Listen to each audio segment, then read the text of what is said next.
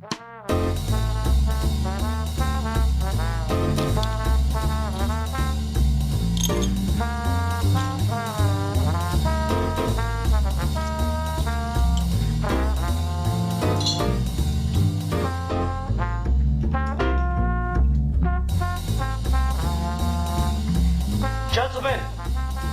the time has come once again to discuss things.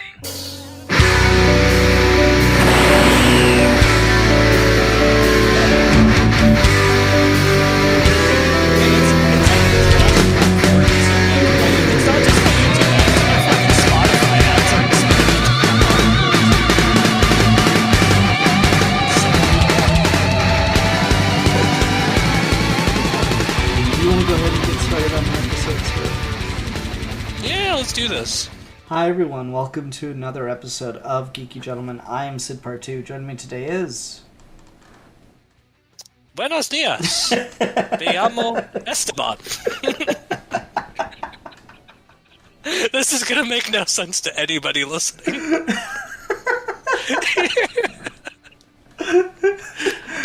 I dare you to do more of the video in Spanish.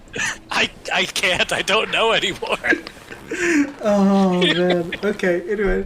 You'd think with all the ads I was listening to, I'd pick some of it up, but I can't. There we go. Anyway, hi everyone. We're here today to do a new episode because Steve had a lovely topic, and it's kind of funny because I don't know what I'm going to title this video because we've already done an episode on ratings, but we're talking about it differently this time. I love giving you ideas for things that you cannot optimize for the search engine at all. Nah, that's fine. I don't give a fuck.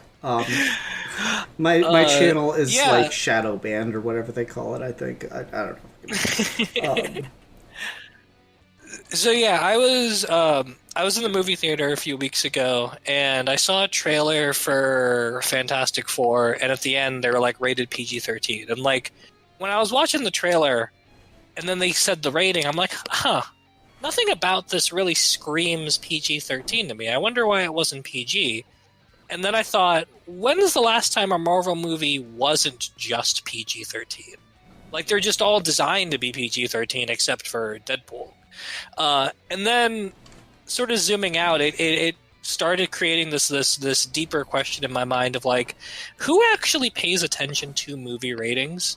And there's so much box office analytics tied to movies have to be rated certain things to get certain kinds of revenue.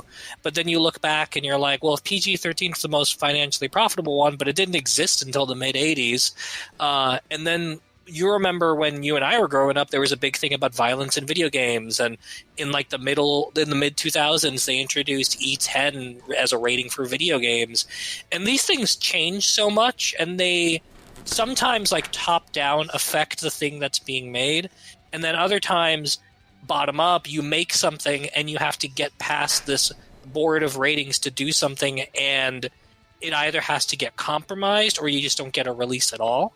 The new Toxic Avenger movie, it's been done since like 2023, but it's been having a hard time finding distribution because it's unrated. And then compare that to like every movie you watch ever just being PG-13 now, to the point where they all feel kind of homogenized. Or the DC animated movie universe for a while there, every single one of those was always aiming for PG-13 for some reason, even when they didn't need to. Even when they could have just been like PG movies or G movies. So I don't know. I thought that was interesting. And you're a dad, so this is something that I feel like even if your parents didn't think about, maybe you now as a parent start to think about more. So I just thought it'd be fun to talk about. So to your point about no one even really pays attention to ratings, I was looking for something to watch with Leah. This was probably a long time ago because I don't think Sabrina was born yet.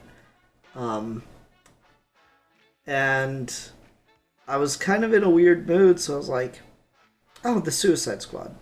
I mean, it's a little violent, but that shouldn't be too bad.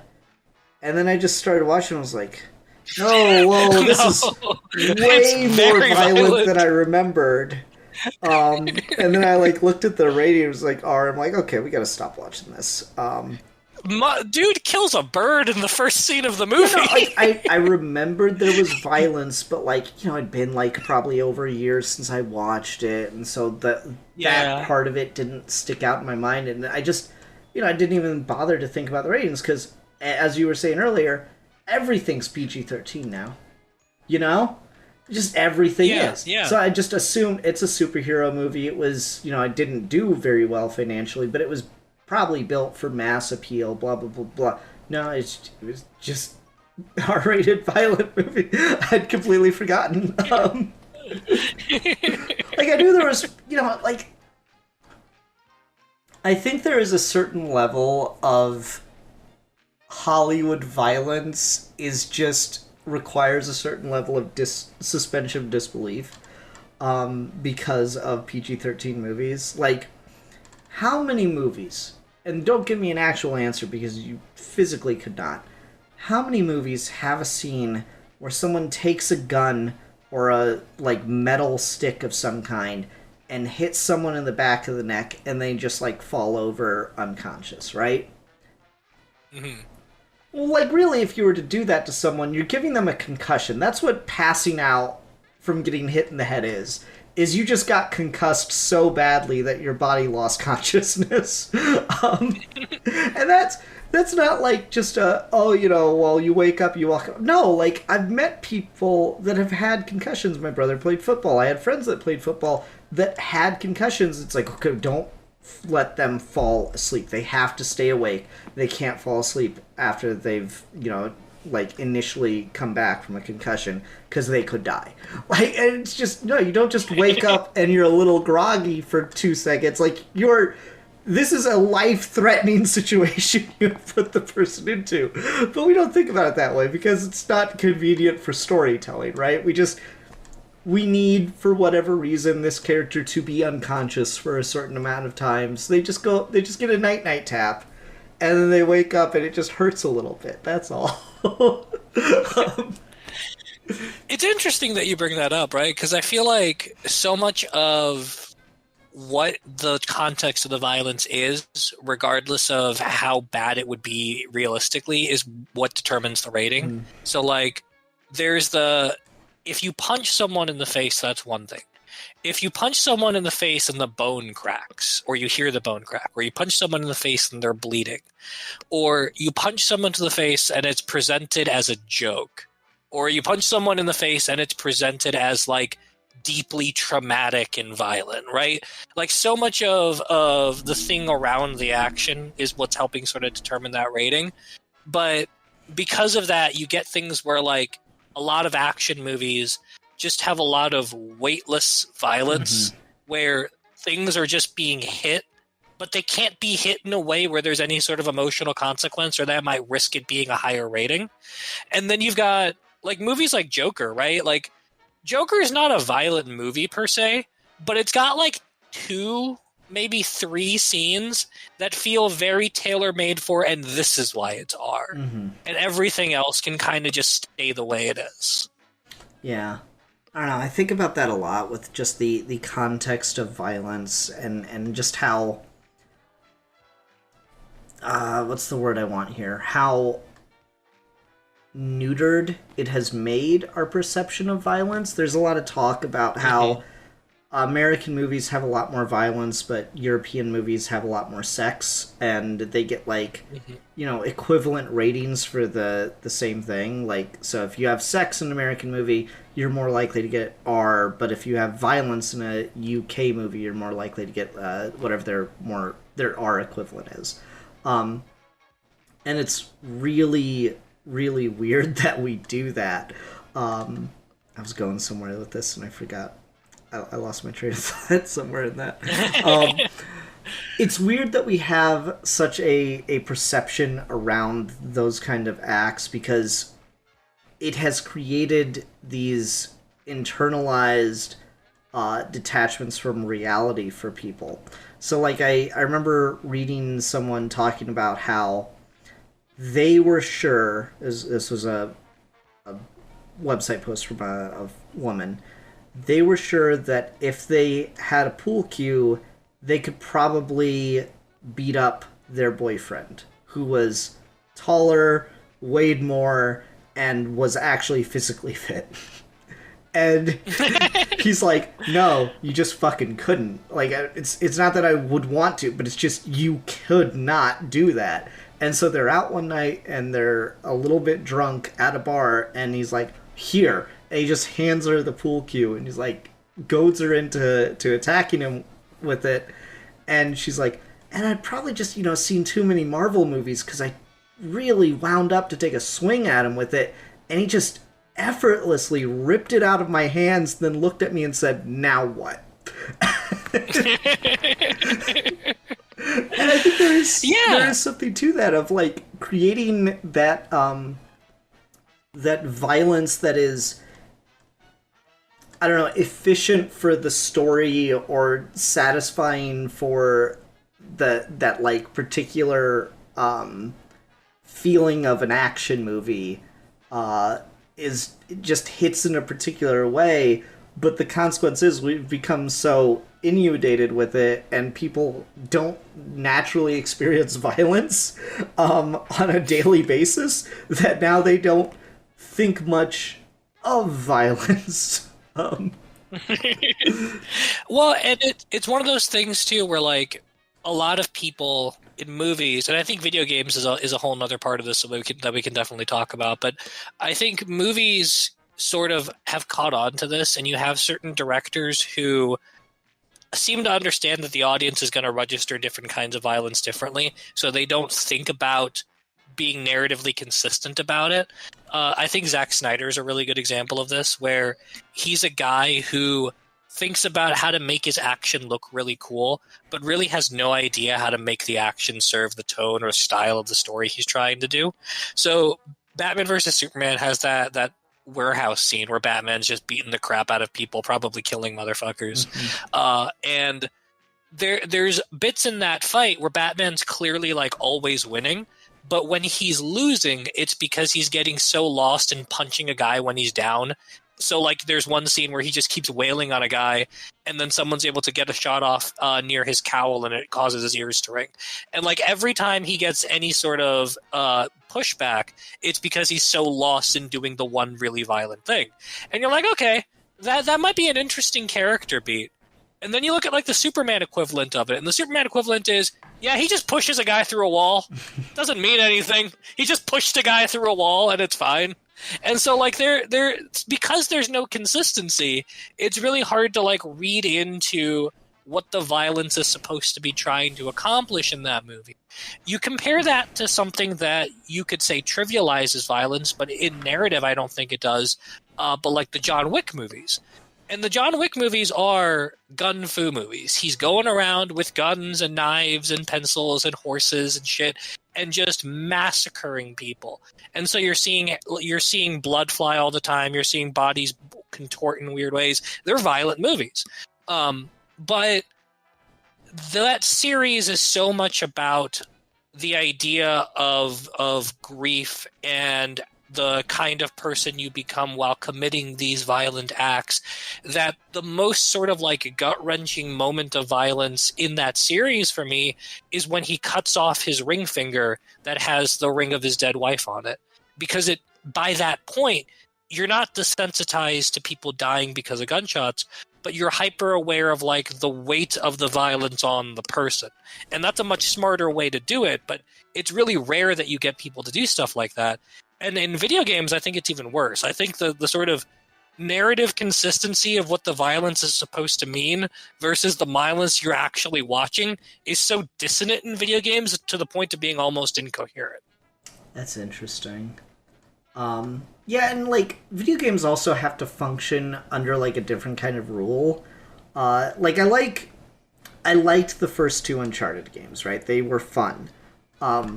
Yeah. But like the first game, is it the first or the second? One of them has like this whole scene where Drake's talking to like the main bad guy, and the bad guy's like, and he's like, Drake's like, "You're a murderer." And he goes, "How many of my men did you kill to get here?" It's like, actually hundreds.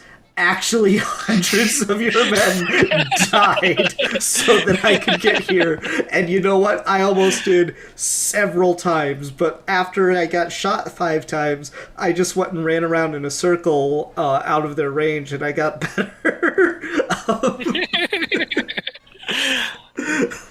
Yeah, the Uncharted games are really weird about that because, like, Nathan Drake's whole thing is just like he's out of his depth. But then you're just like one shot, no scoping people with pistols and stuff. It's so funny because like Uncharted is one of those video games where I think getting a headshot is almost too easy. So Nathan Drake is legitimately just mercenary murking these people.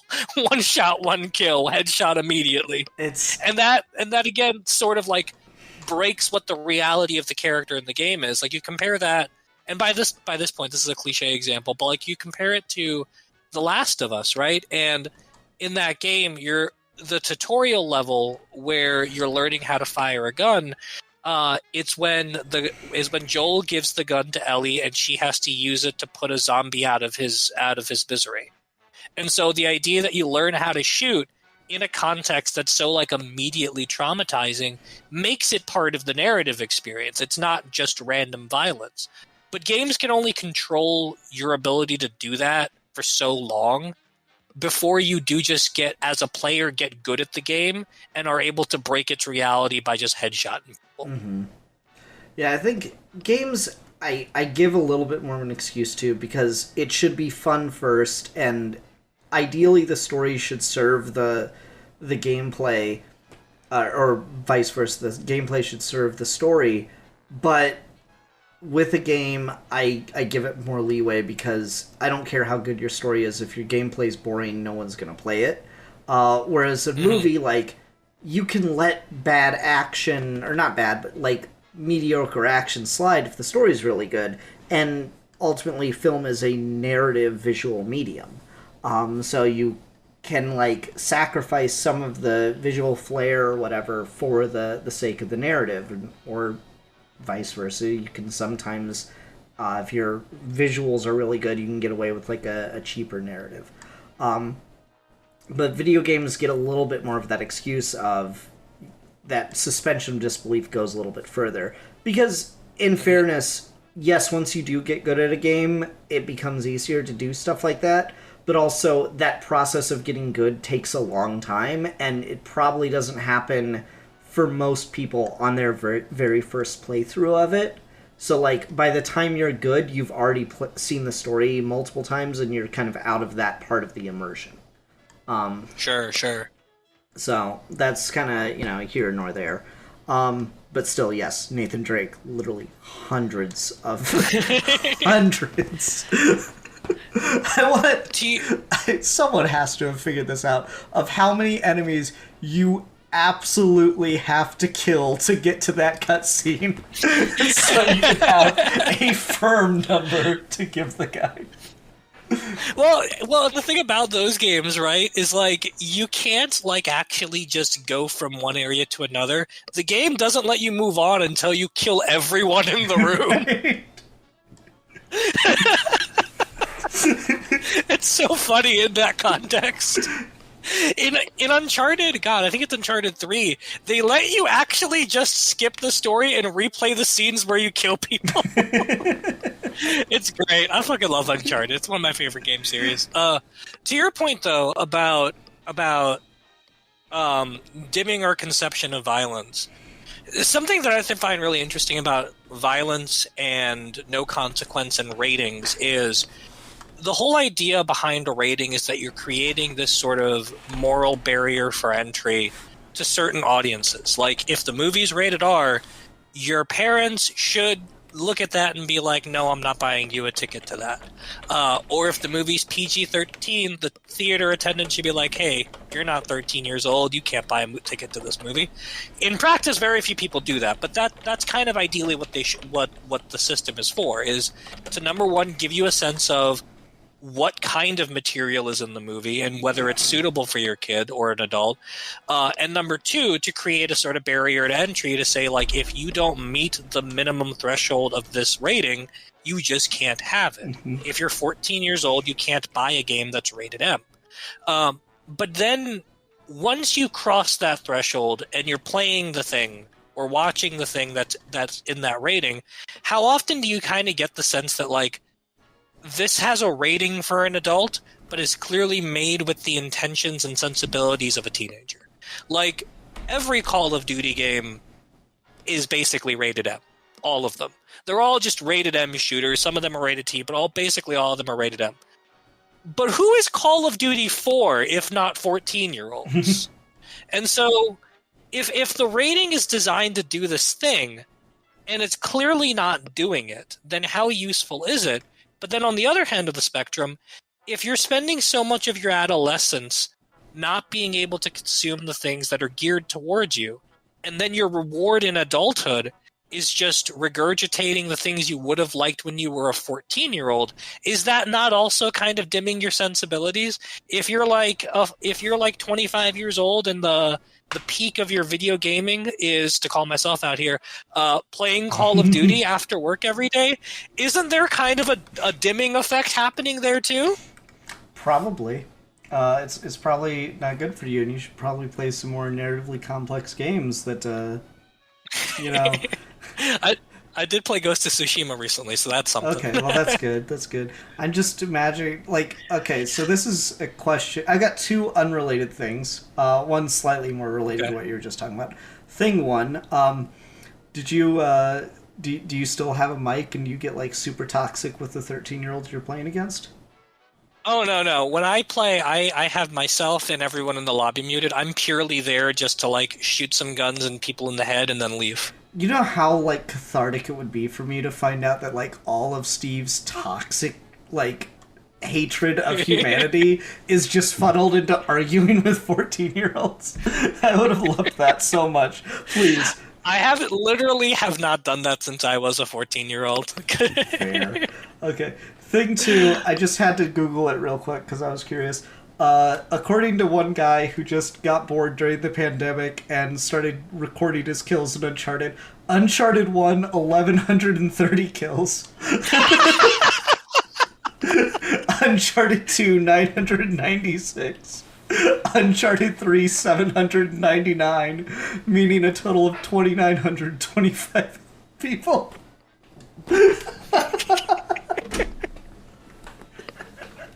It's kind of funny when you, like, put up the list of, like, greatest tragedies in humanity. You've got, like, the 5,000 people that died in 9/11, the thousands of people that died in Hurricane Katrina, the thousands of people Nathan Drake just murdered. In international waters and in other countries, might I add. Just the greatest mass killer of all time is Nathan Drake. That's so good. But yeah, that's part of the thing about the ratings that I find kind of interesting is, like, when I was a kid, I used to have this friend whose mom was very, very strict about this stuff, who was like, the movie says PG-13. You can't watch it unless you're 13. The movie says rated R. You can't watch it until you're 18 and can buy it on your own. And so he would be really repressed about this stuff, and my parents didn't care about any of that shit. Mm-hmm. So, like, when he would come to my house, we would get to play Grand Theft Auto. And when we went to his house, we had to pretend like we weren't playing Grand Theft Auto at my house. And so part of what makes those kinds of games appealing when you're a kid is just that sense of, like, I can't have it. My mom says I can't play Grand Theft Auto, so I want to play Grand Theft Auto more. But Grand Theft Auto, regardless of what people on the internet might have you believe, is not a particularly intellectually stimulating series of games, all right? You just run around and steal things, and you, like, talk to prostitutes and then maybe shoot people in the street. It's just a lot of violence simulator with no consequence, except for the police, which you can normally outrun depending on how many are chasing you. And even then, you just die and restart. So there's not a whole lot of consequence there either. But when you're playing these kinds of games that clearly have that sensibility of like this is just violent and fun. I do kind of wonder like what the strategy here is of like we're gonna make a game that the demographic who would get the most enjoyment out of can't actually engage with it, because does that mean you're assuming parents are not going to care, or are you assuming that if you hook them, then it doesn't matter how old they are, they're still going to enjoy things that are intended for 12-year-olds? Okay, so I want to talk about a couple things. One of them being the appeal of ultra violence, and use that term in particular to reference Clockwork Orange. And I also want to talk about the fact that I think ratings are mostly made not to warn people, but more to cover the studio's ass. So first of all, let's talk about the ultra violence thing. I think there is like this phase that everyone goes through, at least for boys. I can't. I'll report in roughly 7-8 years once Leah starts to enter adolescence. But I know I certainly went through it, and I've heard like other writers talk about it with material that they did at a similar age. Like I wrote a novel when I was like 14 or 15, and it's just the most brutally violent things happening to all these characters, because there's just like a certain level of a fascination or just an idea that comes. And I think that's interesting to put in like a historical context, because like 13, 14, 15, up until like 20 would be like actual enter the military of your given country, city, state age. Those would be your actual soldiers. So I think there is just like something about you clicks in that time that's just part of development. And video games, like to an extent, film had been an outlet for that, but video games getting that interactive element, I think, really became an outlet for that. That particular style of emotion. But I do think you're right that the idea of maybe getting people like hooked on this and keep them coming back for it over and over, and that like possibly hindering their development would be an interesting way to look at things. I don't know. That would be some fascinating fucking psychology. But instead we just get, no, video games don't actually make you more violent. Or yes, video games are making you more violent. We're not actually talking about the psychology of why we're interested in the violence, because obviously it fucking sells. Yeah, for sure. Yeah. So that's the first thought I had in response to what you were talking about there. The second thought I had is, I don't think companies really give a shit about a rating to like warn people so much as they just don't want to have to deal with complaints from your ultra conservative group of parents and stuff. So they put a rating on there to try to like ward some of that off, or like pre-screen that shit out. Not that necessarily stops it from happening, because parents either don't pay enough attention, then get offended that they didn't pay enough attention, or kids, of course, find a way to get it anyway because of awful parents like Steve's parents that just let their kids play whatever. And then third thing, since we were talking about Grand Theft Auto and parent reactions, I just remember being over at my friend Andrew's house one day, and we're playing San Andreas, and he's just on a roof with a sniper rifle and kills a random civilian, and Andrew's dad is just walking through the room and sees that happen on the TV. And he's like, "You just killed that guy." "Yeah?" "So wrong." He just walks away. Just, Do you what the... do you remember that episode of King of the Hill where they make the propane game? video game? Yeah, and Hank accidentally kills someone. He's like, "Where's the button to turn myself in?" I fucking love that show. But no, so you're right about like trying to get people off your ass. But I think what's also sort of scary about that is they want certain groups off their asses, so they aim for certain ratings. But they do also intentionally try to do certain kinds of stories and not others, precisely because of that same sort of opposing force.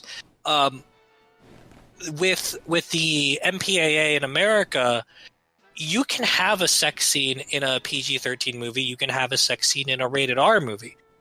But if you have a same-sex or queer sex scene, it's X. Yep. Doesn't matter the context. It just is every time. Because the people who determine the ratings are really conservative in that way, and it's been that way for a really long time.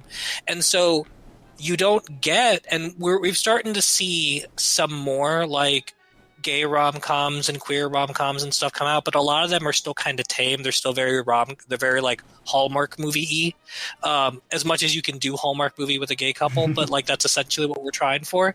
But it's still kind of a challenge to get a studio to want to do any of those things because they know immediately that that's the rating they're going to get. I mean, it was a big deal in what year was it? Like 1968 or 1969 when like Midnight Cowboy won Best Picture, was nominated for Best Picture, and that was like an unrated or an X-rated movie, and that was wild to people at that point because even though at that time the rating system hadn't been around very long and we'd just gotten out of like the Hays Code, the idea that there is a sort of board of moral decency that's being preserved in the art and someone flaunting that and getting rewarded for it caused a big stir. And it's a thing that I think people still sort of rub up against, even if they're not talking about ratings specifically. Because like now you see so many people who have this weird sort of puritanical streak of like the fiction has to be telling you the right morals. Mm-hmm. The good characters have to be doing good things. The bad characters can only do things that are so bad. You can't have sex in movies because that's just basically porn at that point. And like, it's funny to hear so much of that because it is just reinventing the rating and censorship systems that created these things in the first place.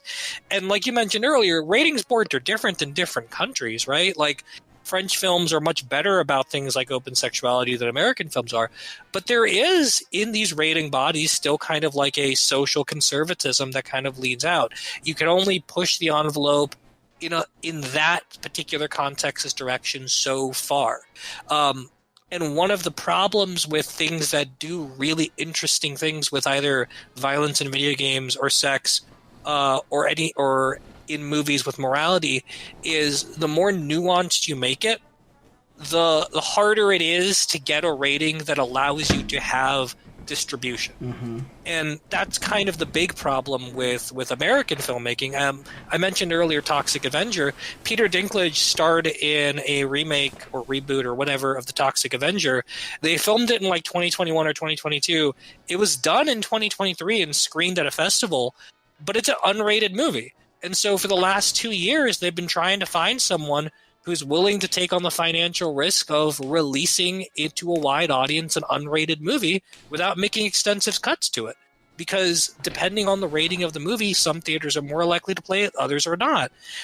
Something that I think a lot of people don't understand about movie theater chains is because so many of these movie theater chains are tied up with large investments for the number of auditoriums they have and digital projection and stuff, they want to get the big movies. They want to get your Disney movies. They want to get your Warner Brothers movies, and they want to play them as often as possible to turn up a profit. And then the smaller movies just get what's left over. And so if you have a PG-13 Marvel movie, that's going to get like 20 of those screens on any given day. And if you have an unrated Toxic Avenger movie, it's probably going to get like 3 showtimes over the course of a week, and that's about it. And so the incentive to want to make those things goes away because where are you going to release it to turn a profit? That's really interesting. You keep dropping so many things. I'm like, oh, I want to talk about this part. I want to talk about this part. Just dropping knowledge bombs. Yeah. So I think the first thing that you you were talking about that I find really interesting in this is like tangential, so we'll try to be quick on it. Is the way that Gen Z media consumers, I guess I'll call them, are pushing more Puritan and just tight ass views on sexuality, and I don't know why. I think it's because of shows like Game of Thrones and like whatever the one with Zendaya is. Zendaya is. Oh yeah, Euphoria. Yeah, Euphoria. Like, just went so hard with sexuality, and for some reason they were stupid enough to watch them with their parents. And they like I literally think that's what it is, because those are like the popular shows that had sex while they were growing up, and then like as soon as those shows were over, or like released and kind of out and about, then I started seeing like all of these takes of, oh, actually, this just makes me kind of uncomfortable, and this is kind of gross and stuff. And yet they're the same kids that'll go to the mat for like an OnlyFans girls. It's just fucking weird. I don't know what it is about that generation and now I've fully completed my arc. I am an old man. Have just such like a knee jerk, ew, gross, I don't want to see sexuality thing growing up, and it's weird because, gosh, I remember just never being able to get away from, like, particularly women. Men didn't get sexualized nearly as much as women did while I was growing up. But like, gosh, I remember my brother watching fucking like MTV or BET videos and stuff, and just the like, there's a name for them, the video goddesses or whatever it is. For a lot of like the rap videos were just crazy sexualized, and our generation, we grew up with the midriff shirts were really, really popular, and the more midriff that could be showing, the better, along with a lot of cleavage, and hey, maybe a tramp stamp and a thong visible. That was a whole ass fucking era of fashion for women. So it's just, I could definitely agree that it was overdone back then, but now we've seemed to like swing the pendulum completely the other way, and I'm actually more disturbed by that than I am by the over-sexualization. And I know you've got other things, but I'll just say this real quick. And I think the answer to that is multifaceted, but one big part of it is it's the algorithm. It's the fact that so many kids are on social media apps like Twitter and TikTok, where things like sexuality, saying certain words like kill or rape or whatever else, causes you to get shadow banned. And so they self-censor themselves on platforms and then internalize the algorithm as a morality system, and then try to expunge it out into the world as if the world matches their little TikTok world. It's other things too, but I think that's a big part of it. I think if you're making videos where you have to say grape instead of rape, then you are not worth listening to on the subject. Yeah, especially because the only reason to say that, they say shadow banned like you're not going to be able to make videos anymore, but that's not what that means, right? It means that you're not going to be able to get tons of views, which means because you're not going to be like advertiser friendly. So you're doing it to try to make money, and maybe you shouldn't try to make money off of videos of like certain kinds of topic, Yeah, exactly. And again, it just goes back to this whole idea of like, if you push an envelope in a certain direction and you can't get mainstream success from it, then the social conservatism takes over and you lean more towards the safe side. Mm-hmm. It's really interesting. So, yeah, that was just the first thought that I had as you were talking about that. Trying to remember what the second one was, and it's too late. It's gone forever. It'll never... I watched it walk away. It packed its bags and it left. It's like Farmer Joe. It took the kids, Steve. Yeah. But I don't know. That was the first thought, and I guess it just became the predominant one. I honestly forget what else you said that had me going somewhere else. About the Toxic Avenger thing and not being able to release it in theaters. Oh, okay. Yeah. the idea that came from that is also not just screen movie theaters needing to be able to keep their screens available, and you know they're a business that operates a lot on the margins, but also certain, not all studios, and I think this has leveled off over the years, but I do remember still hearing about this from time to time. This was like a tactic that Disney pulled with Anastasia. Certain studios will like blackmail theaters into not showing things, and one of the things can be that, well, if you're going to show movies that are unrated or X-rated, we will not sell our movies to be shown in your theaters because we are not comfortable like having the title of our movie next to the title of something of that nature. So Right. that's like, it's, I think that's mostly Disney, but even then they've backed off a little bit on it. But I have heard interviews with like theater owners talking about dealing with that particular set of problems. I think it's mostly because nothing comes out that's X-rated for theaters anymore now that, like, you know, internet and home video is just such a market on its own. But I still have heard tales of that kind of behavior. Quentin Tarantino had a interview back when like The Hateful Eight was coming out about like how he had a deal to have like this exclusive release of Hateful Eight at this one California theater, and they had a contract that was signed and everything, and Disney said, no, actually, we want to use this theater for the release of like a Star Wars movie. And they basically said, you can either break your contract that you've already signed with Tarantino, or you can never get another Disney movie again. Yep. And so guess what they did? Yep. Disney's on monster about that shit. Which is what I found so interesting about King Magnifico in Wish, but no one else cared. I didn't think it wasn't there. I just didn't think it was particularly good. The fact that they did it, like I was talking to one of the girls at work because she's like a big animation head and she didn't like Wish, and so we were arguing about it, and like I was explaining that and she goes, well, I guess I didn't think of it in that way, and I'm like, exactly, no one did, and that's the problem. It's like, well, they just didn't do it very well. I'm like, you can argue that, but the fact that you have not thought of it means that you are drinking the fucking Kool-Aid that Disney is serving. Like, and then she gave me this one. Well, even if that's what they were intending, that's clearly not what they did, because Disney released it and, like, you have no idea how stupid studio executives are and that they are virtually media illiterate. And I had to pull up the Man of Steel story about how Zack Snyder got notes on that movie of, well, Superman can't destroy the ship with all the Kryptonian stuff on it. How's he going to get back to Krypton? Yeah, how's he going to get back to Krypton? It's like, we blew it up. We showed you the planet blowing up. Oh, good times. I remember that. That's like my favorite story now. Do you...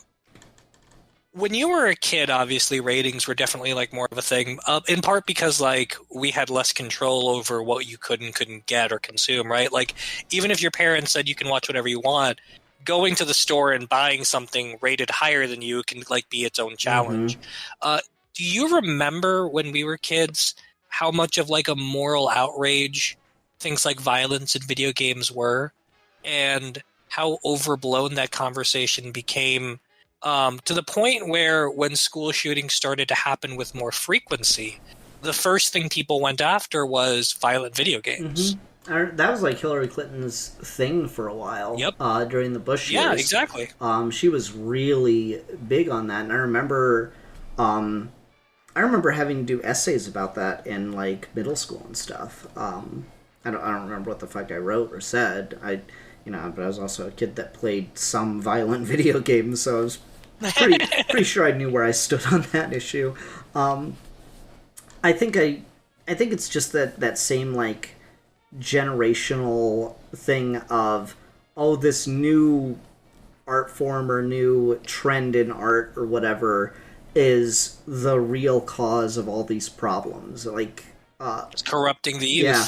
So you got corruption of the innocent with comics, and before that you've got the lack of God in plays, or who knows what the fuck, you keep going, or the amount of sexualization in movies. So you got like the Hays Code, and then you got like, you just keep going back and back and back. It's like the plays are just trash now, and they're just about, sex, or they're not about God, or this isn't right, or blah blah blah blah. It seems like there's just a new thing every generation for that. So I think that's a growing pain. Is kind of my takeaway on that.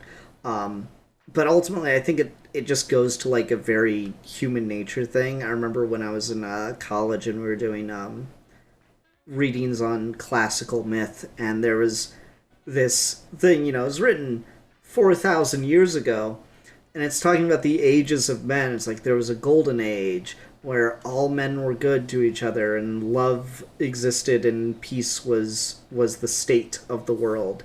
And then there was the Silver Age where war and conflict had broken out, but because of the goodness of men, they were still able to work through their differences without destructions of cities. And then there was a Bronze Age where things got worse and worse as the good men died out and their children grew up knowing only suffering. And now we're in the Iron Age where no man is truly good. And it's like, for 4,000 years, it always used to be better. That's so funny.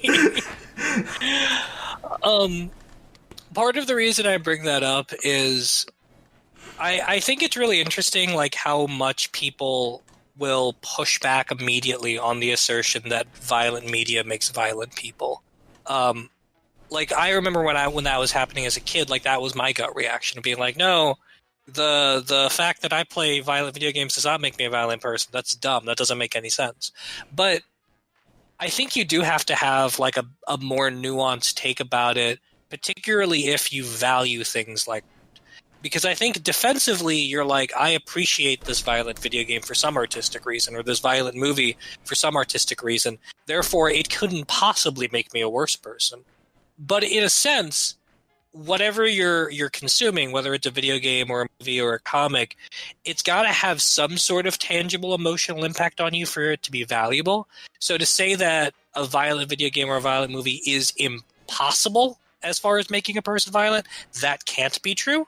But then, like, parsing that, the difference between, like, what's the good media that is violent that doesn't make you violent, and what's the bad media that is violent and makes you violent, and that becomes kind of thorny. And a big topic of discussion prior to, like, violent video games was violent kids shows like Power Rangers, and how many parents groups wanted to ban Power Rangers because everyone was just fighting all the time. And there was some legitimacy to that, right? Looney like kids on the playground, too, I remember. Yeah, Looney Tunes, like there was some legitimacy to that, because like when I was a kid on the playground, when we were watching Dragon Ball Z and Power Rangers, you know what we did on the playground? We just beat the crap out of each other.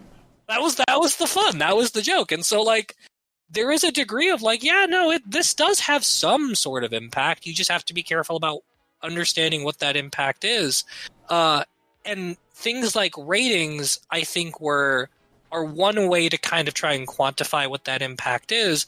But obviously those things are not going to be perfect, right? Like, The Dark Knight has no blood in it at all, right? No one bleeds profusely in that movie. But it's a violent movie, and it's violent in a way that's kind of unsettling, especially for a PG-13 movie. And how it does that isn't something that you can just kind of restrict to the PG-13 rating. And so when people try to, like, aim for that, when movie studios try to aim for, like, everything's got to be PG-13 because it's such a catch-all, they do kind of they do sort of run the risk of what I was saying earlier about, like, homogenizing everything, making it look standard. Like, I haven't seen Fantastic Four. I don't know if it's good or bad. I don't care enough to see it. But when I'm looking at that trailer and I'm thinking, why is this PG-13? And then I remember watching Superman, and I'm like, okay, I guess that's PG-13. But, like, there is a world where that movie should have gotten a PG rating, right? And I kind of wish that we'd be more cool with it. I do think, to a certain extent, I think the rating for a film can't be lower than PG-13, because especially for a comic book movie, because there's so much of the stigma of, well, yeah, it's a comic book movie, but it's not for kids, you know? Right. Like, there's such a disgust for it. Something that was annoying the hell out of me was, oh, well, it's a baby show getting thrown around about, what was it? The Superman My Adventures with Superman. It's a baby show. I'm like, why is it a baby show? Like, I don't understand that criticism. It's fucking superheroes. Like, it should be for kids. It should be accessible for kids. Why is there this insecurity where you need it to be darker or harder or whatever? I don't like that. Like, The Dark Knight is probably about the darkest I want any of these superhero movies to really get, unless you're going for something that is just on its premise more inherently fucked up, like the Suicide Squad. You know, and I don't know if there's like a Marvel equivalent to that outside of Deadpool. Like, Deadpool, yeah, I kind of agree, you need it to be rated R, otherwise it doesn't really work as a concept. Just like, for whatever value Deadpool has as a character, and you and I see that very differently, I know. The value. The value there does kind of require that, like, edgier, darker tone mixed into it. Like, you can't do a PG Deadpool. You certainly could never do a PG or a G Deadpool, and PG-13 Deadpool would just feel worthless. So you kind of need that R rating, you need that darker tone for that. But as cool as it might be to get some of the more fucked up stuff with Batman and go for, like, a hard R Batman movie, like something that adapts, you know, one of the Arkham stories or some of the darker Joker shit, would be cool. I don't necessarily want that, because I don't want to live in the world where we make Batman movies that kids can't see. Yeah, and I mean, this goes back to this notion of, like, who is the media for versus who is the company trying to get the most profit off of. Because comics were, back in the day, for a very long time, decades, a very disposable, very working class medium. You could buy a comic for $0.25. You could get them at the grocery stand. You could buy them while you're waiting in line for your mom to pay for the groceries or whatever. Like, there was not a collectability to it that gave it prestige, and that was intentional. Mm-hmm. And that's why so much of, like, the early Marvel stuff was like every issue is someone's first issue, because it was designed to be ever present and ever disposable. But then you start getting into, and this is again what Alan Moore talks about, the graphic novel market, and the idea that comics quickly have become a thing that kids can't partake in as a hobby, because comics are now sold almost exclusively in comic book stores. How many comic book stores are out there? How expensive is an issue of a comic? Like, if you want one of those Tom King Batman minis, they're like $5 to $8 an issue sometimes. Mm-hmm. It's fucking nuts. And then, like, you look at, like, the trade collections of it, right? Like the Ram V Detective run.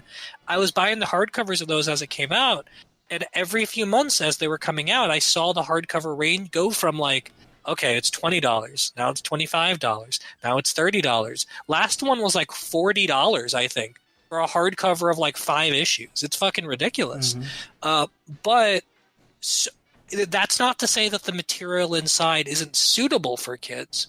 But this idea that the demographic you're courting could not financially afford to engage with the medium, and so you're resorting to having all of these adult collectors, all these adults with money, engaging with stuff that's designed to entertain 12-year-olds with a sensibility that wants to be more mature than that has this inferiority complex built into it. Mm-hmm. That starts to become the real problem, right? Like, part of the reason the Superman movie I enjoyed so much was it was not like Man of Steel, where it felt like it was trying to put on airs about the cosmic significance of Superman bullshit, right?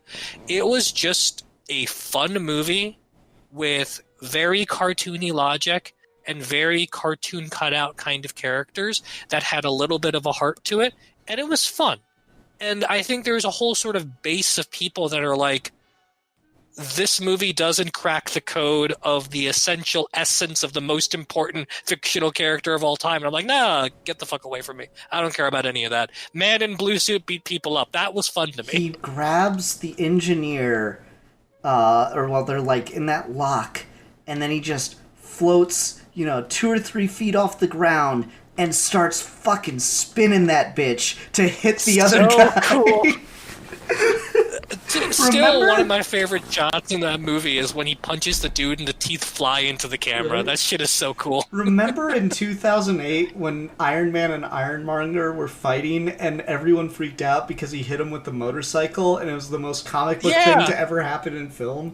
We've come so far.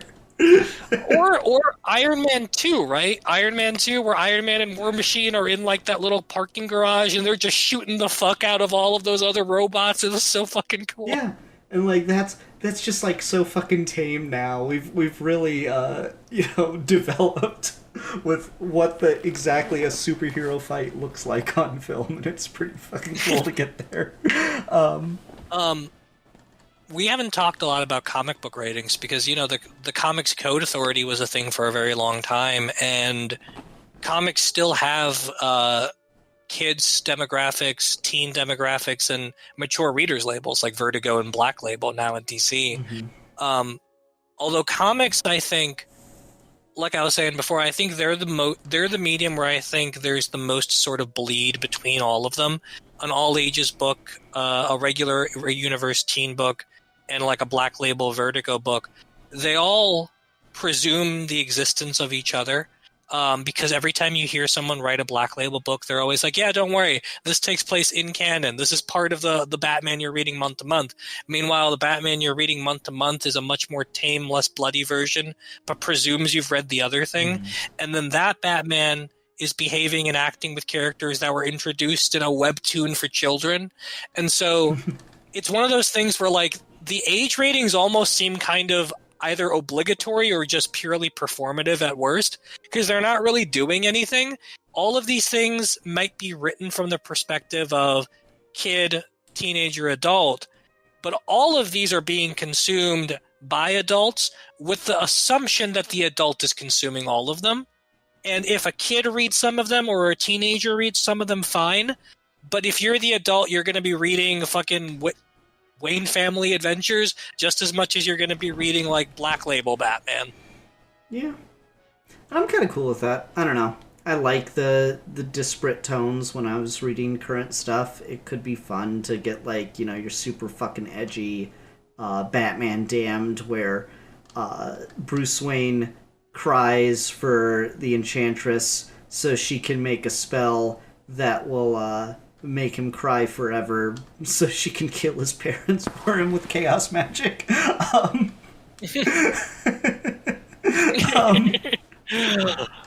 Yeah. So like I like the super fucking edgy dark shit like that. Then you fucking at the same time being published was like something like Super Sons, which was just fucking adorable. But like then Super Sons was getting ragged on for it's just too cutesy. Well, fucking what's the problem with that? Like, what do you want? What do you want out of this? The premise is cute. Like, what the fuck do you want? What's it supposed to be? Well, but that's the thing, right? Like, the cutesy book for kids, you probably don't have to worry about engaging with unless you have a kid that wants to read the cutesy book or you approach the book from the perspective of it's a cutesy book for kids. But because the way everything is so intertwined, the adult reader is judging everything by the standard of what they want everything to be.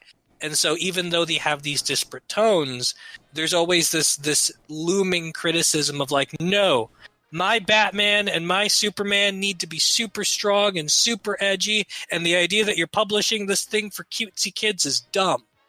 Mm-hmm. Yep. I don't know how that ties into ratings. Fucking Christ. Comics Code Authority being the response to, well, Wonder Woman's a bondage metaphor when that was the whole fucking point. is just a nightmare because like it literally just killed character development. Like the edgier and weirder your characters were, the more they were just killed in the Silver Age, late Silver Age, by the Comics Code Authority. Like, I am actually shocked, and there's still argument to this day from people about whether or not Wonder Woman should be a member of the Trinity, because is she actually even that popular? And the answer is yes, because more than comic people know about Wonder Woman. I still have to describe who Green Lantern is to people. I'm sorry, he doesn't get to be part of the Trinity. Like, so but I'm actually kind of shocked that she's managed to have this much staying power for people, because, like, her books, you know, as soon as Marston died, DC just freaked out about how popular he'd made the character, but how weird and sexualized everything was, and they didn't know what the fuck to do with this fucking, like, quasi-fetish comic. And so they just hand it off to some guy, and he does, like, 20 years or some shit of the most bland, boring, repetitive stories over and over and over again. And you can certainly like those things for being just fun and silly, and, like, that's the era of, like, the Crimson Centipede, who's just, you know, the most absurd-looking villain of all time. So you could still enjoy that stuff, but, like, that's all it was. Like, every character has that era, or those, not just that single era, those eras of just, yeah, there was nothing really great coming out. There were some fun ideas and, like, a couple standout issues here and there, but, like, none of, like, this whole decade's a bit of a wash for them. Wonder Woman has that for, like, a significant portion of her publication history because of the Comics Code Authority asserting the idea that the woman created to prepare men for a stronger, more independent female was too against more conservative norms. Like, so they didn't know what to do, because Marston's wife wanted to be the one to write it after he passed, because she understood what Marston was doing, and DC was like, no, absolutely not. We're getting away from this weird shit with her. We want her to just be marketable. And I legitimately shocked that she made it through to that era, because no one has much positive to say about Silver Age Wonder Woman. Yeah. Yeah, the Comics Code Authority and what they did to a lot of characters is always interesting. Something I always find fascinating is that people don't realize this, but, like, the code wasn't a weird anomaly in the Silver Age. It was around for a really, really long time. Mm-hmm. We only stopped using it in, like, the late 2000s, early 2010s. The comics were still getting submitted to it on a regular basis. Marvel stopped using it before DC did, but the story that everyone always quotes is the one about, like, doing the Harry Osborn drug story in Spider-Man, and how they published those issues without the Code Authority seal on it. But that's always presented in this context of, like, Marvel was defiant and decided to break away from the Comics Code Authority at that moment in time, and that's not really true, because they still submitted all of their comics for the seal, just not those Spider-Man issues. And they kept doing that for, like, the next 30 years, and so did DC. And to the point where the Comics Code symbol became sort of its own meme thing, because a lot of people see it in the Spider-Verse movies, but it's used in other places too. Other non-Big Two publishers use the Comics Code seal, but they're not actually submitting their comics for approval because the body has long since lost any of its, like, power. But it's been around for a really, really long time. They still had guidelines, and they were just evolving guidelines for a really long time. When DC started the Vertigo line of mature readers, they created their own rating system for that and what counted as a mature reader's title. But there were still other books in the main line that would be submitted for Comics Code approval. So it was interesting that they were living in this weird world where, like, every time the Comics Code is talked about, it's always talked about as like this large censorship body that prevented publishers from doing anything. And that's not 100% true, because they could continue to do whatever they want, and in a lot of cases they did continue to do whatever they want. And then they were using their own rating systems concurrently with the Comics Code Authority too. So it wasn't something like the MPAA where not having the seal prevented your book from hitting the market. It was just a thing that what you could show as, if your kid buys a comic that has the seal on it, then your parents will be satisfied. Mm-hmm. Yeah, I don't know. It's so fucking weird that, like, these reactionary conservative movements come in and seem to just rile people up and get so much sway. And it really... I'm sure there are examples of it happening from the left, but leftist groups have such a harder time rallying people, probably because they're so busy just arguing with each other about what they should or shouldn't be rallying for, that it just seems to always be conservative based when it comes to, like, essentially censorship in art. Well, and like we talked about with the current generation, I think a lot of leftist people do this now too. They just don't see it in conservative terms, even though that's totally what it is. I think I saw a good meme about it, which is a lot of people gained, like, leftist politics but never deprogrammed, so instead of Bible quotes, they now speak in therapy talk. Yeah, no, 100%. 100%. There's still the same sort of tribalist mentality. There's still the sort of moralizing without the critical thought or the material analysis. It's all exactly the same thing. Yeah, 100%. So it's just really fucking annoying to deal with, and no one... My mom has a friend, and she's a pretty left-wing person. Not, like, super lefty. She's... pretty typical American liberal, I'd say. She was real excited about Obama. And she was sitting there one night talking about Trump and the lies, and she just doesn't understand it. And I tried to explain it to her, using this scientific study that I'm a real big fan of that they did. So the explanation I gave her is this. They did a research study where they got two large groups of people who had two different opinions. One was, climate change is real, I trust the experts. And the other was, climate change is not real, I don't believe the experts. And of these two large groups, they split them each off into two smaller groups, cut them in half. And they showed each of the groups the same set of data, essentially, wherein they were saying experts believe that the results of climate change are actually worse than they expected, and experts believe that the results of climate change are not as bad as they expected.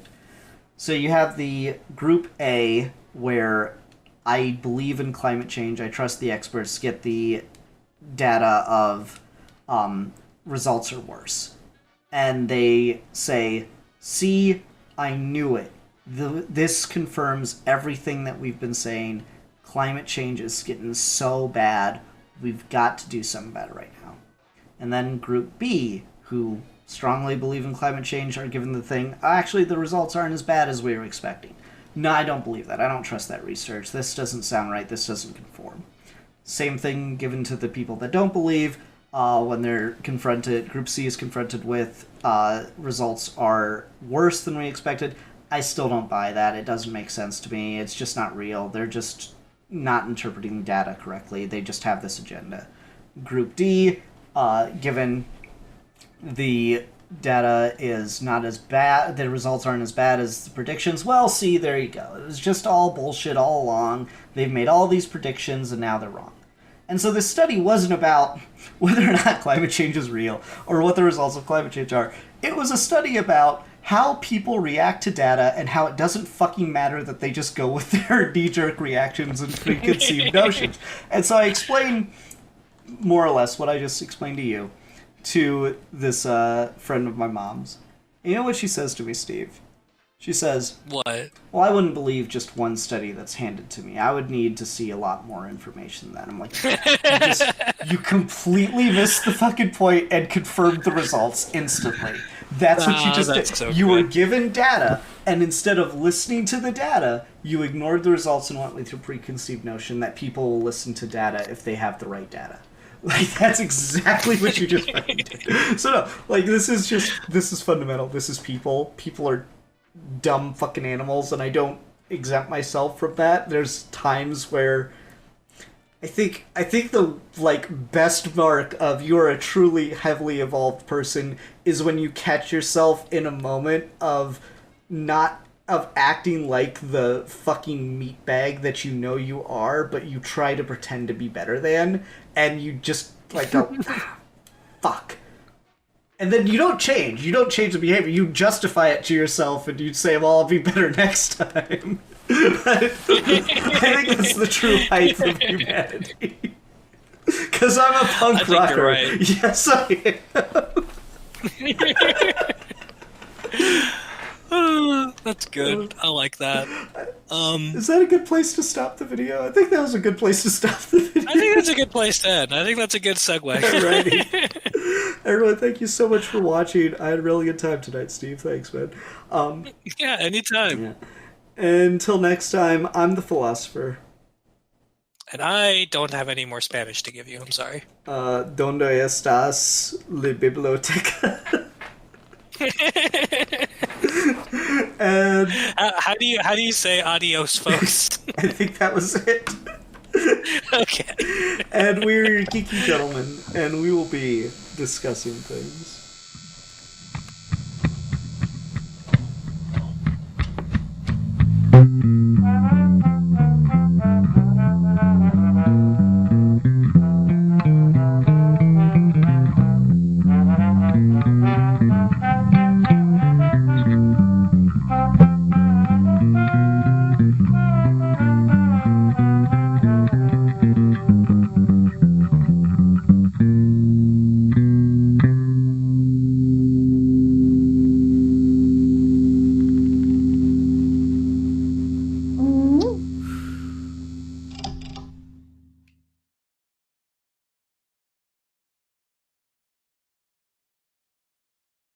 Now, unfortunately, because I watched that video, now everything in my feed is Epstein. And I'm like, Jesus Christ. Yeah, you gotta be careful with that shit. Yeah, it doesn't stop. It's so difficult to, like, after you've messed with your algorithm once, it's like your computer thinks you're a whole different person for some reason. No, for sure. Like, I watched one communist video, and now everything's communism, and I'm like, okay. I mean, it's cool. I was just curious about Stalin, because I'm sitting here having very dark thoughts. I'm like, okay, so what's the worst case scenario? And, you know, it turns out maybe it's not as bad as you thought. I was looking up a tutorial video on how to do something Model Kitty, and I watched a video just because I wanted to watch how the person was doing it, not because I cared what they said. Mm-hmm. So I was watching them do it, and the audio just happened to be in Spanish. So I just like put it on mute, and I just watched the part I needed to watch. And every ad I've gotten for the last week has been in Spanish. I'm like, I don't fucking speak Spanish. You saw that I saw a Spanish ad. Why didn't you see that I had it on mute? It is impressive the things that they don't seem to pay attention to. Oh, yeah. And it's like cross-platform too. Like it's not just my YouTube ads. It's my fucking Spotify ads are in Spanish now. All praise be to the algorithm. It's so dumb. I love it. Yeah. All right. Do you want to go ahead and get started on the episode, sir? Yeah, let's do this. Hi, everyone. Welcome to another episode of Geeky Gentlemen. I am Sid Part 2. Joining me today is... Buenos dias. Me llamo Esteban. This is going to make no sense to anybody listening.